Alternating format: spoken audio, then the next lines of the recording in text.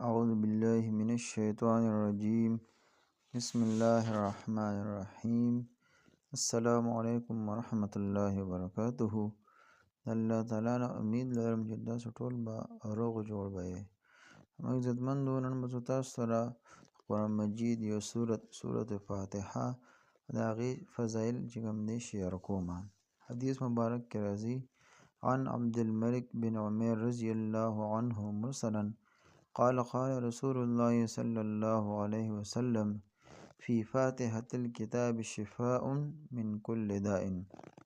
حضرت عبد الملك بن عمير رضی الله عنه د نبی اکرم صلی الله علیه وسلم نه ارشاد مبارک نقل کوي چې په سورة فاتحه کې د هر مرض نه شفا ده. بعضی علمانو نه نقل شوي دي چې ایاک نعبد و ایاک نستعین کې ټول دینی او دنیاوي مقصدونه راغلل. بل روایت کې د نبی کرم صلی الله علیه وسلم نه ارشاد مبارک نقل شوی دی، فرمایي زما دې په هغې ذات قسم وي د چا په قبضه کې چې زما ساه ده چې د دې په شان صورت نه دی نازل شوی، نه په تورات کې، نه په انجیل کې، او نه په زبور کې، او نه باقي قرآن مجید کې.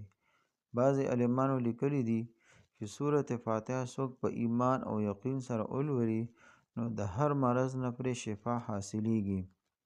مرض کو دینی وي او کو دنیاوي، ظاهري وي کو باطنی وي. د دې لیکل، غاړه کې اچول او سټل هم د مرضونو دپاره فایده ورکوي. د صحاح په کتابونو کې راغلي دي چې اصحاب کرامو رضی الله عنهم د مار د ړم چیچلو شوو باندې او په میرګي والو او په لیوانو باندې سورة فاتحه ولوسته او دم یې کړه. نبی اکرم صلی الله علیه وسلم دا هم جایز وګڼل.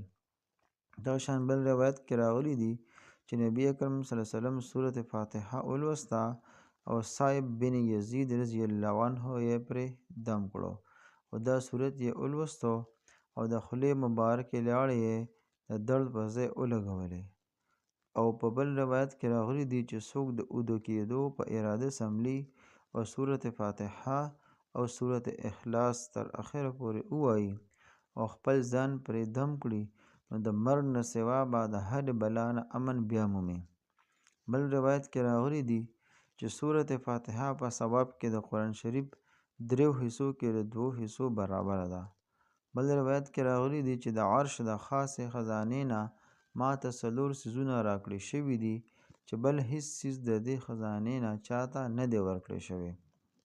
لومبنۍ سورة فاتحه، دویم د سورة بقره آخري آیاتونه، دریم آیت الکرسی او څلورم سورة الکوثر.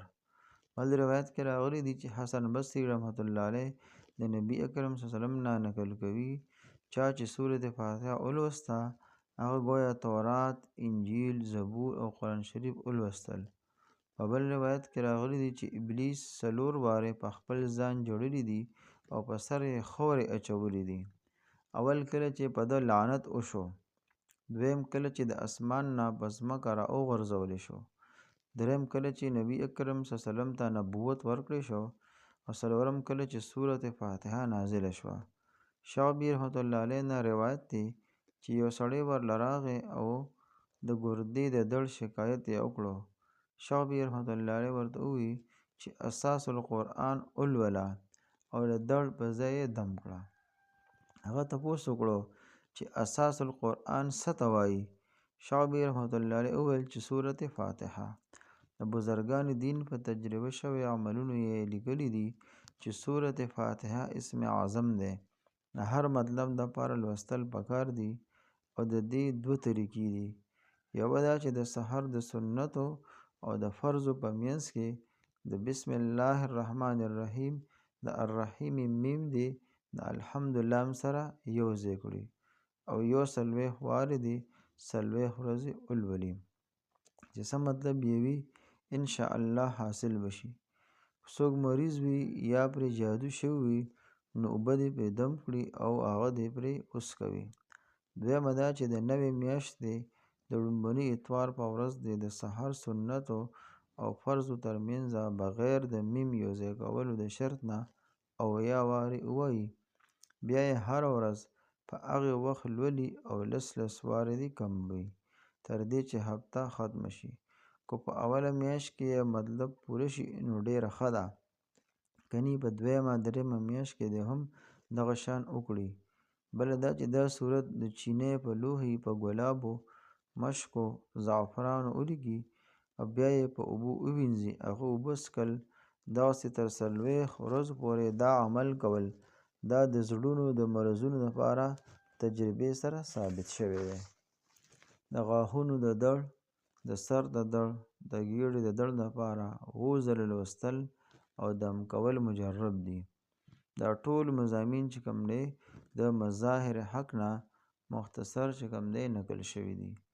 مسلم شریف یو حدیث کې ابن عباس رضی الله عنه نه روایت دی چې نبی اکرم صلی الله علیه وسلم یو ځل ناست و، وی فرمایل چې د اسمان یوه دروازه نن پرانستلی شوه چې د نن نه وړاندې کله نه وه پرانستلی شوې.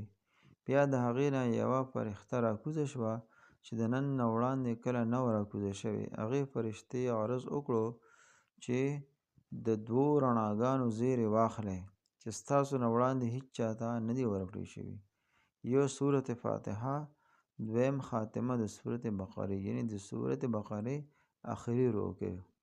دې ته یې رڼا ځکه وفرمایله چې د قیامت په ورځ به د خپلو لوستونکو مخکې روانې وي.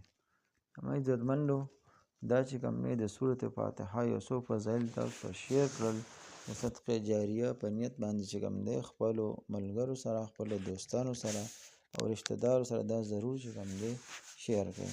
او آخر کې تاسو ته دا یو عاجزانه ګزارش دی، که چېرې تاسو زمونږ د وظایفو په دې چینل باندې نوی یې نو مهرباني وکړئ زمونږ د وظایفو دا چینل چې کوم دی سبسکرایب کړئ او لایک یې هم کړئ او خپل کمنټ